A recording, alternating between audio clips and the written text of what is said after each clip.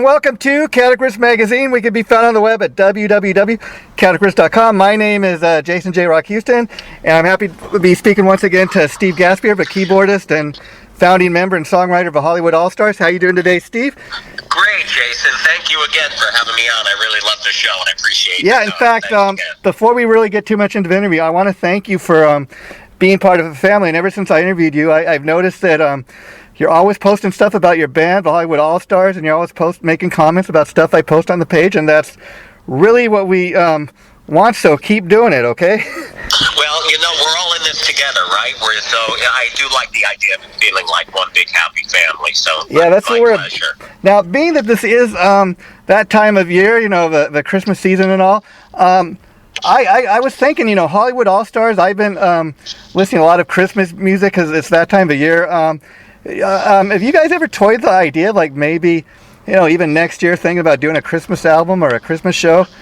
We have in the past on a couple of holiday concerts that we've done a couple of really cool, funky spins on some Christmas songs. The only reason we haven't done anything this year, Jason, we've been so preoccupied with the Field of Grace CD. Of course. Yeah, to answer your question, though, yeah, it's definitely something that we'd be thinking about down the road for sure. And on that note, the new EP, Field of Grace, has been out for a while now. How have people been responding to that? It's been wonderful.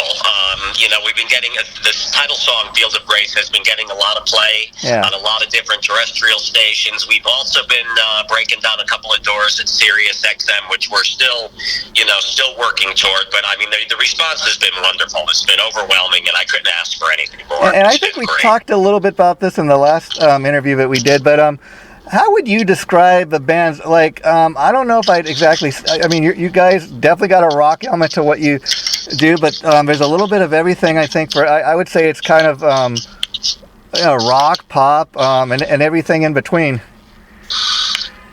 Absolutely.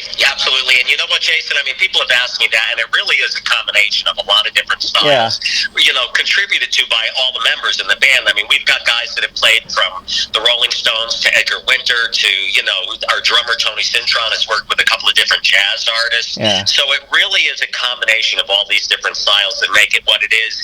I, as much as I am a keyboard player, love guitar. Okay. And our guitarist, Sandy Abel, is a tremendous virtuoso guitarist, in the style of the Steve Lukather. And I just wanted to make that a big part of the sound of the band. So it's like a R&B with a rock edge, I would describe. There you go. And now, you had mentioned last time that you had played with Edgar Winter. I was wondering, what year would that have been? And did you play as a songwriter? Were you in his band? I was a member of the band for a short time. Scott was in the band much longer than I was. They were working on an album called Standing on Rock. Okay. And this was in the early 80s. I don't know if you're familiar with the album or not. No, I'll have to look it up, because I'm a fan of what he did, so I'd love to... Yeah, look, if you're not familiar, and everyone listening should look that one up. It's a great record, and I was working on the tour promoting that record. And, one of the greatest thrills of my life, we were actually rehearsing at Edgar's apartment on Park Avenue in New York. And while we were there, I got to hold the Grammy for Frankenstein. He had won Grammy for Best Instrumental Song of the Year, and it was actually the first Grammy I've ever held, Jason. Let me tell you, that was a thrill. I bet. And you had also mentioned having worked with Peter Criss. What year would that have been? Oh, gosh, that would have been late 70s. Peter was living in New Canaan, Connecticut at the time. And another friend of mine, Jay Stolman, had gotten in touch with him, and Peter was talking about wanting to put his own band together. That's the reason he left Kiss. He wanted to do his own thing. And I was the keyboard player. We did a lot of recording. We had put together like a 4 or 5 song EP back then. And it was a lot of fun. I mean, you want to talk about stories. There's a guy with a lot of entertaining stories. Yeah, I'd love to interview you one day, just talking about that time, because I'm a huge Kiss fan now. So this obviously predates his Out of Control solo, which is the very first kind of post-Kiss solo album. So did any of your songs that you worked on with him end up on any of that? No, they didn't. You know what? As part part of the show, we were even working on reworking Beth, because obviously that was one of his signature songs with Kiss.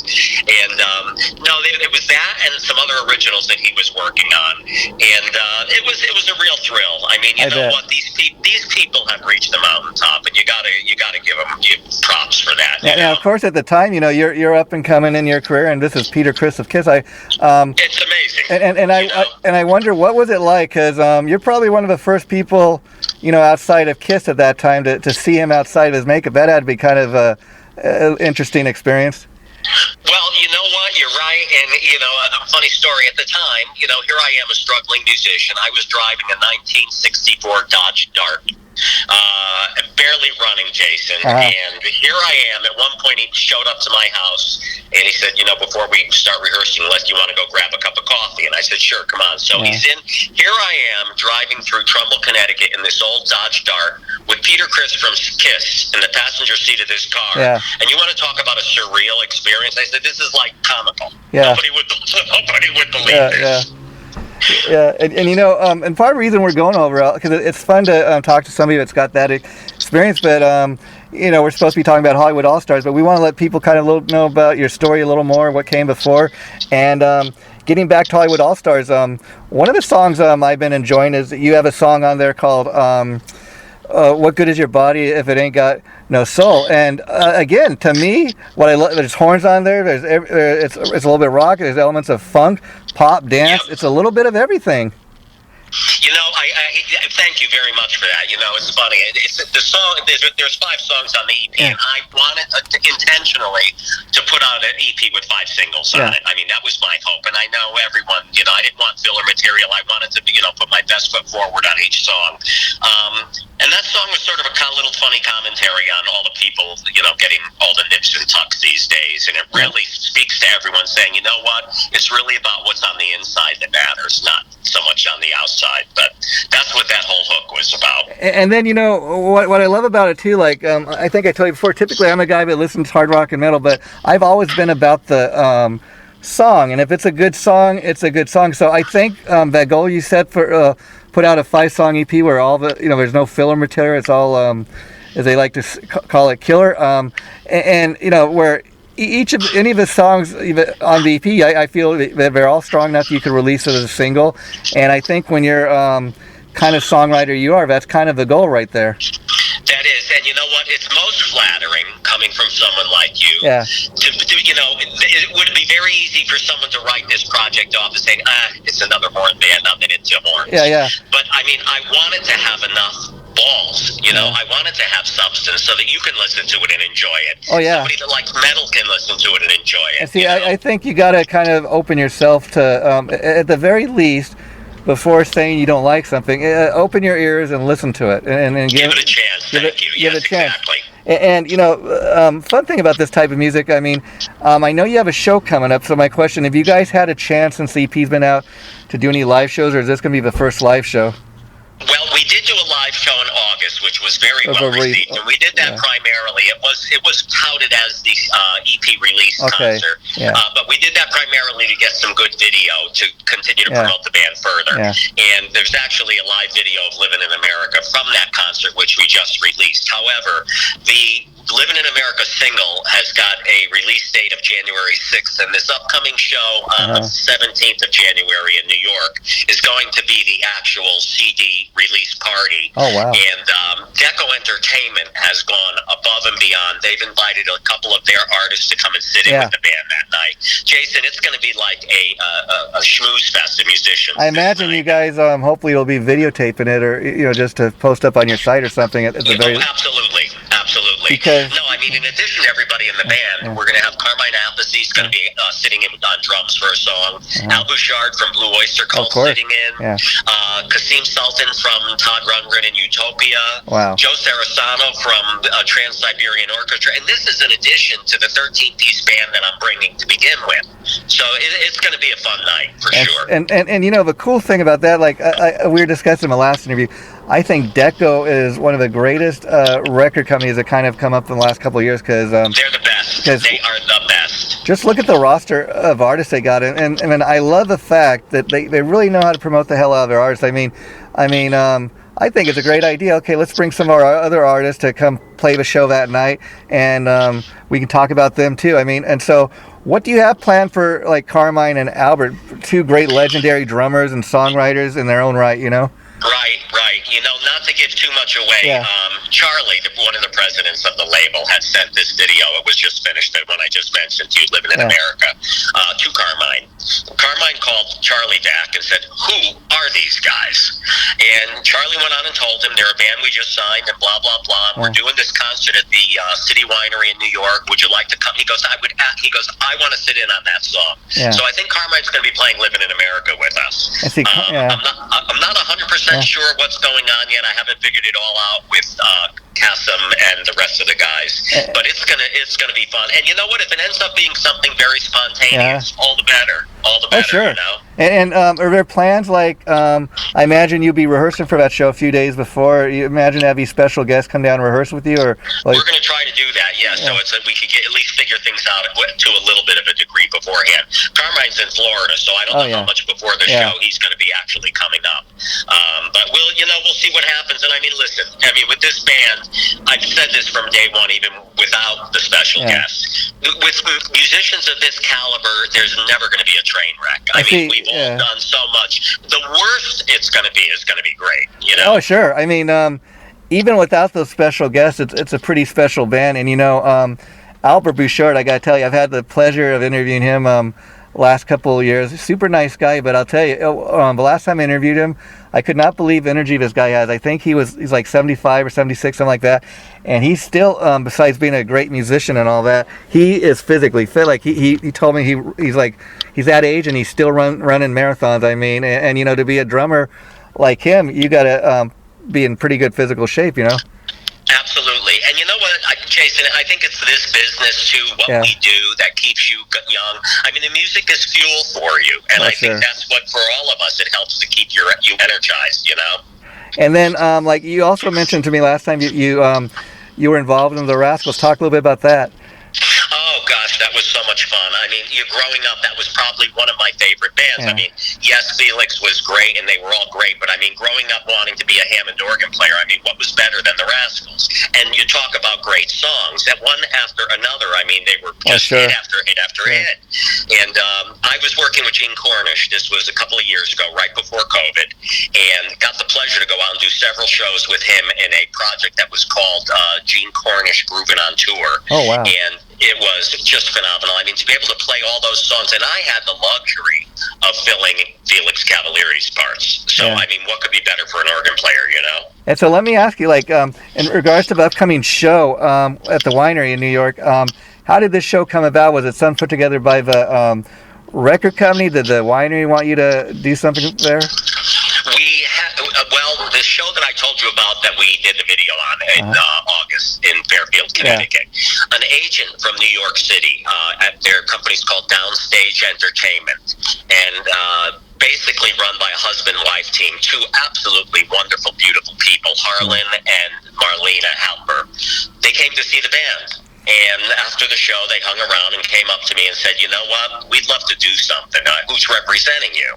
And Jason, you got to understand, I'm like a one-man band. Oh, sure. Show. I'm trying to do it all myself. You're trying to do it everything, for yourself. It's crazy. It's insane. And these other guys just playing the band, right? I welcomed them with open arms. And they said, you know, let's put together a little press kit when the video from this is done, which we did. And they ended up getting us into the winery. And we're hoping this goes well, because I think it's going to open a lot of doors for us if we could do well there. Oh, sure. Now that's my next question, which is this, being that it's going to be at a show at a winery, which is kind of unique, do you know if there's going to be any kind of like wine tasting going on while you guys are... Listen, not only is there going to be wine tasting, the restaurant is like a 4-star restaurant. Oh, wow. And I don't know, the City Winery in New York is in a new location, all the way down to the end of the West Side Highway, overlooking the Hudson River. Not only is there incredible food, incredible wine, but they will be featuring a special, are you ready for this, Jason? Sure. Hollywood Allstar wine that night. Oh, wow, you got to get a bottle of that. It's going to be a fun night for everybody. I mean, if you want to come and eat, and it's overlooking the Hudson River, and hear all of these different rock stars right in front of you in an intimate 330-seat theater, oh, wow. To me, it's a no-brainer. Oh, sure. I mean, and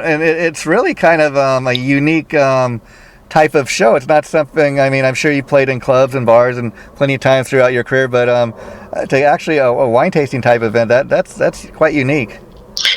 It really is, and the venue is beautiful. It's all brand new, and it sounds like a really fun night. I've never played there before, but I'm really looking forward to it. Yeah, and it doesn't sound like a stuffy event, a stuffy type of event. I mean, typically like at a wine, at a wine place, you'd winery. I mean, excuse me. You'd expect maybe another type of a band, but there's going to be a fun little rock band, and people I think are going to. We're going to be making some noise for sure. People are going to be pleasantly surprised, as they say. Now, I think so.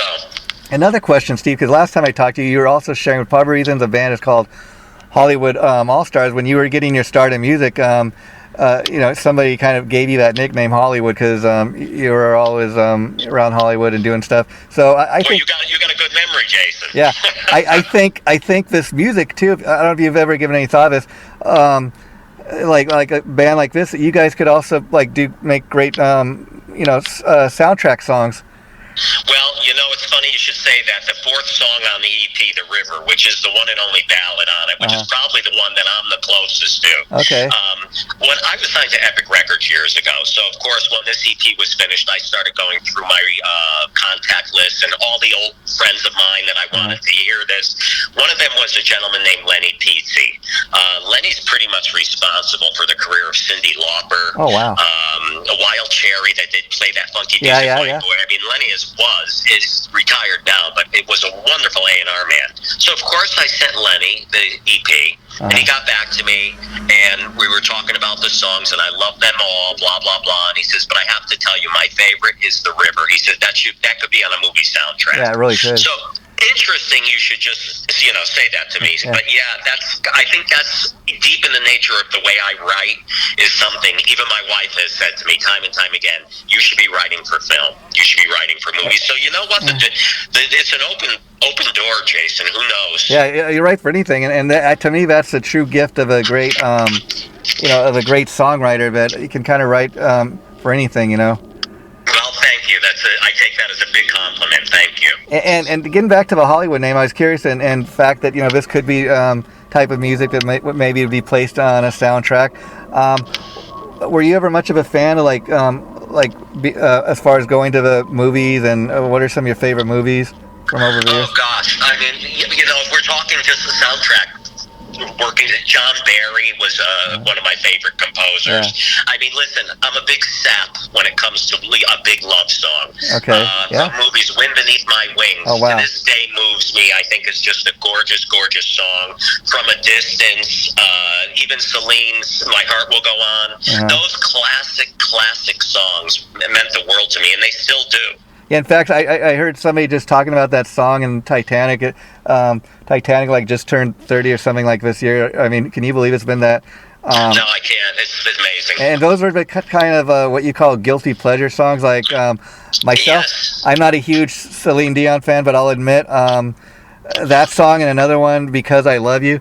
I don't know. Yeah, of course, Diane Warren. I don't know what it is, but every time I hear these songs, not typically what I listen to, but if it comes on the radio, I just can't help sing along. I don't know. It gets in my head. Well, you know what? I got to tell you, the reason I enjoy speaking with you so much, and I remember this from our last conversation, you really do have an open mind when it comes to music, and which is hard to find these days. I mean, people all tend to be so pigeonholed. Oh, sure. This is my genre, this is my thing, and nothing else matters. You have a really nice open mind when it comes to listening to things. Yeah, and I think, you mentioned Carmine. He's another artist that a reason I appreciate him, besides his huge talent, he's a great songwriter. I mean, people don't even probably realize that when he was playing with Rod Stewart, he was a co-writer on that song, Do You Think I'm Sexy? And that's sexy, that's right, yep. And that's allowed him to have the kind of career he has where he can play with Vanilla Fudge, he can play with a Rod Stewart, he can go out and play with Ozzy Osbourne, Everybody wants him. It's funny, we look at him as a rock guy, but like I said, he came back and said, I want to sit in on Living in America. Yeah. Isn't that interesting? And I'm sure he'll bang the hell out of it. I'm sure it'll be smoking. And Live in America, I think we talked about this for last time I interviewed you, before I got a chance to hear the rest of the album. At that time I'd only heard Living in America and the title track, but Living in America, I've always loved that song. I mean, to me, especially today in 2022, you got a lot of people that, they're not too you got people proud that they will not salute the flag or they will not sing and that's their right to do that. But you know what I mean? When I hear that song, I think of, I don't know, the 4th of July. I think about, the United States of America being proud, or I think of maybe you hear that song maybe on New Year's Eve or something like that.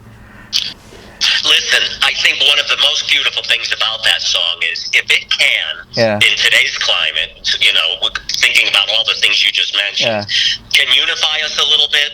That would be one of the most wonderful outcomes for this EP for me. Yeah. And were you involved with the original James Brown version of the song? No, that wasn't me. That was our horn section, the Uptown Horns. Oh, okay, wow.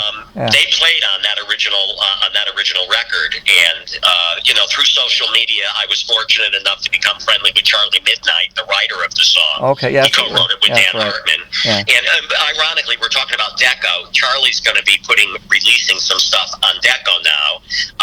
After I got signed and after we did Living in America, I brought Charlie on board to the label. So it's interesting how Deco really is like a big family. You know what I mean? Yeah, and they're not afraid to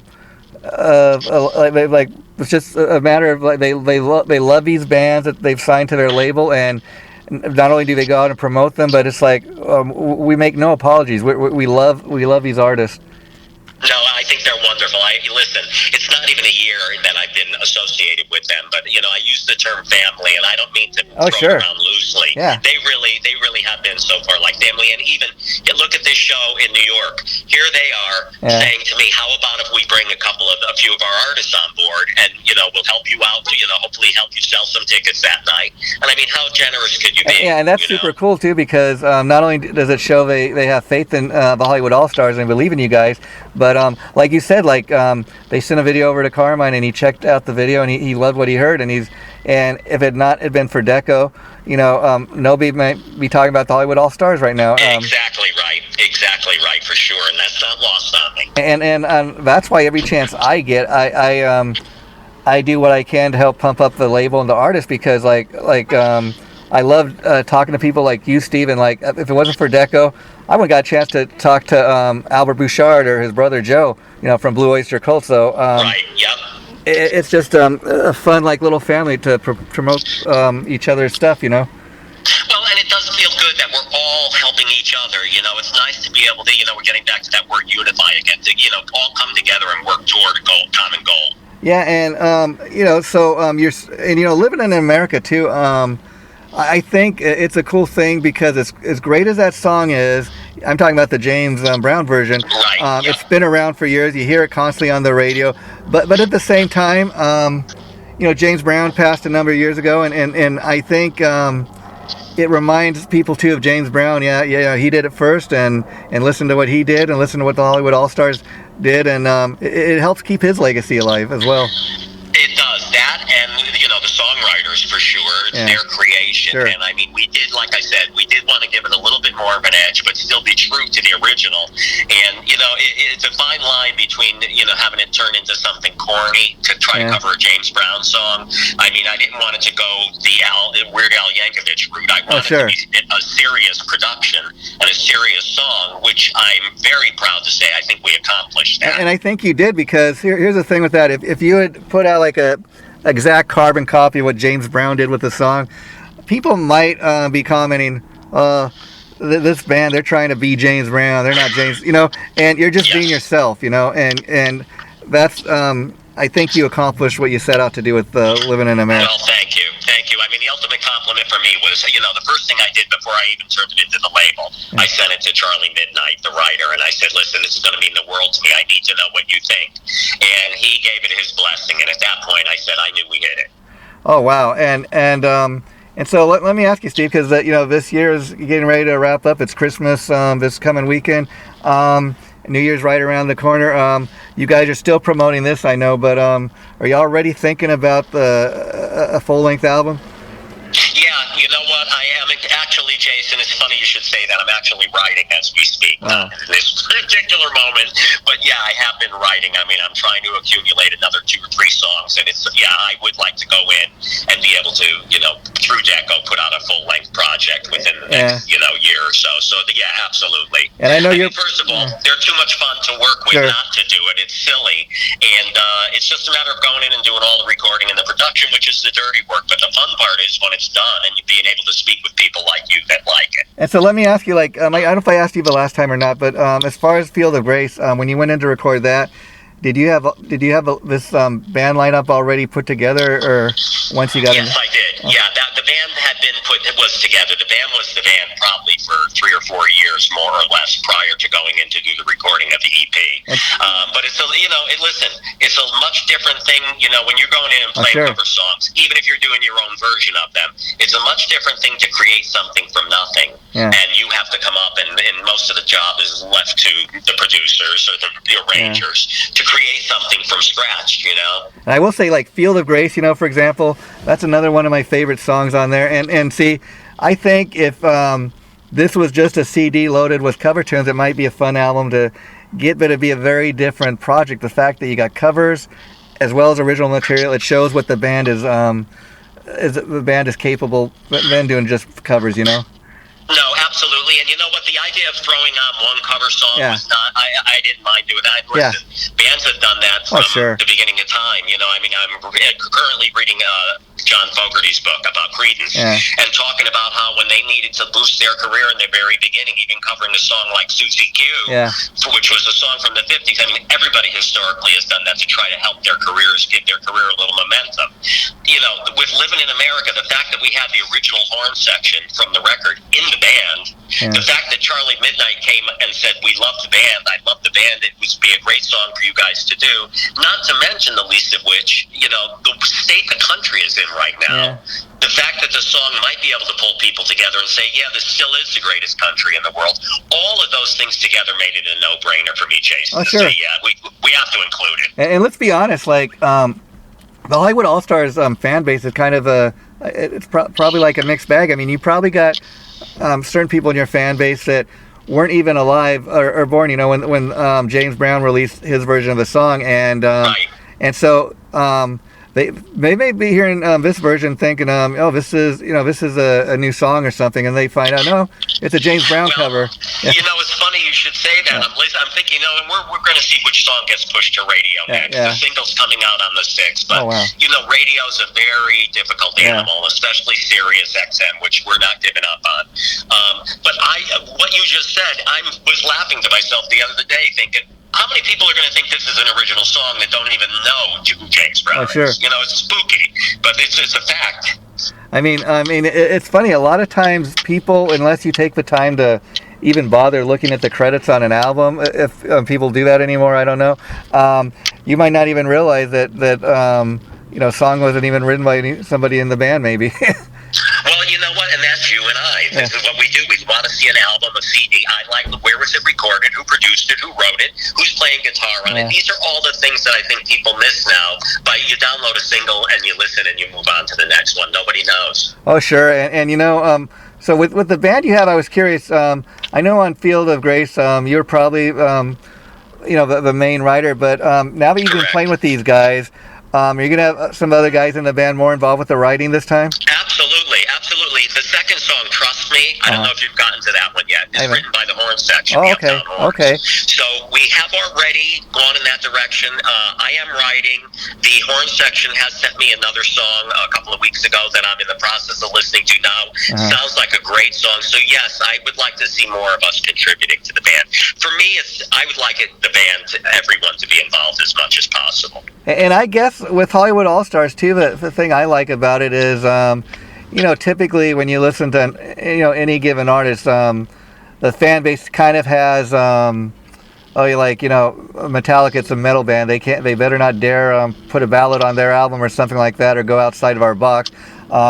With Hollywood Allstars, it seems to be the kind of band where you don't necessarily have said box. You can kind of do whatever you want. We might be be able to get away with it a little more. And listen, we're talking about ballads, and you had mentioned, I forget which song it was that Diane Warren had written.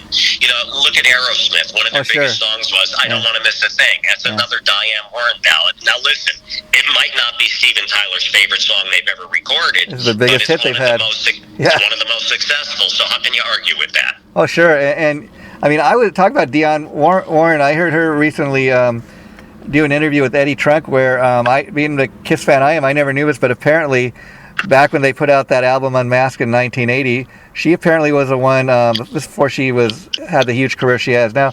They had her secretly play all the keyboards on the album, but she didn't get any credit. And they told her ahead of time, you're going to do like a ghost thing. But so you find out about all these things later. Diane Warren, she played the keyboards and all that. Yeah, no, she's just an amazing career. She has written more hit songs than a lot of people have, so God bless her. So once again, Steve, it's great talking to you. Have a Merry Christmas. The interview we just did, I plan to put it up next week. It looks like maybe next Thursday. I'll let you know once I have a date, and feel free to share it and continue to post anything you want on our page. We look forward to seeing what you guys are up to. Jason, thank you, and listen to you and your family as well. Best for the holidays. If you don't mind, if I could just throw out the link for the show. Oh, sure. January 17th in New York City at the City Winery. If people just go on citywinery.com/New York, they could go through their concert schedule, and the tickets for the Hollywood Allstars on January 17th are available there. And thank you again for all your help, Jason. I really appreciate it. Let's keep in touch, Steve. Definitely. Anytime you have anything to promote, I'll tell you what. The last question I want to ask, if you guys selling any type of merchandise as well, like people want to buy Hollywood All-Star T-shirt or anything? Yes. If you go on our website at thehollywoodallstars.net, there's a merch link there. Also, Deco has everything there, and for people to come out on the 17th to the City Winery, I think Deco is going to be bringing a bunch of stuff, like some Carmine stuff, some Al Bouchard stuff, as well as ours. So it should be a fun night for everybody.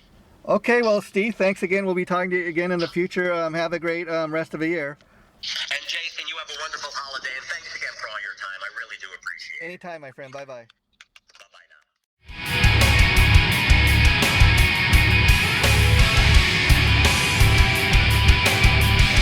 Chaotic Riffs Magazine.